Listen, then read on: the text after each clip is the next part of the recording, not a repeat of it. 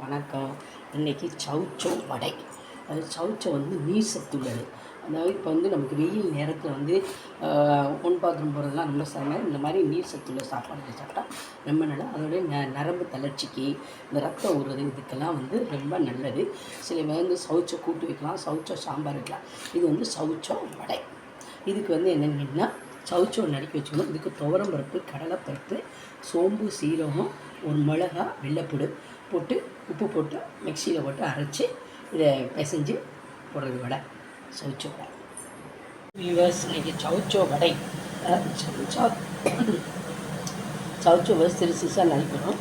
துவரம்பருப்பு, கடலைப்பருப்பு, சோம்பு, சீரகம், மிளகா, வெள்ளைப்பூடு இதெல்லாம் போட்டு மிக்சியில் போட்டு அரைச்சிட்டு மஞ்சத்தூள், கொஞ்சம் மேலே பெருங்காயத்தூள், உப்பு போட்டு பிசைஞ்சு கருவேப்பிலை, வெங்காயம் இதை போட்டு பிசைஞ்சிட்டு வைக்கணும். ஆனால் சில பிள்ளைங்க சௌச்சோ வடைனா ரொம்ப விரும்பி சாப்பிடுங்க.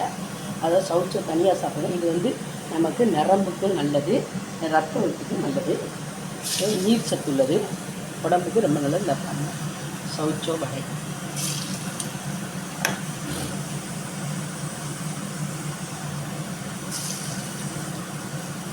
சௌச்சோ வடை ரெடி ஆயிடுச்சு. அது நல்லா டேஸ்ட்டாக இருக்கும். அதாவது சௌச்சோ கூட்டு, சௌச்சோ சாம்பார் கொடுக்குறதுல இந்த மாதிரி வடைகளை போட்டு பிள்ளைகளுக்கு கொடுத்தா பிள்ளைங்களும் இதில் விரும்பி சாப்பிடுவாங்க.